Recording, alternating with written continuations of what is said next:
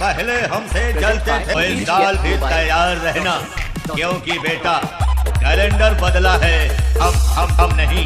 Hello বন্ধুরা, welcome to বিনের পাট বাবা বাগালেশ্বর জুনিয়র কমিটি পরিচালনায় আগামী 2 ভাদ্র রাখি পূর্ণিমা বাবা বাগালেশ্বর জল ঢালা উপলক্ষে সকলকে করি সাদর আমন্ত্রণ।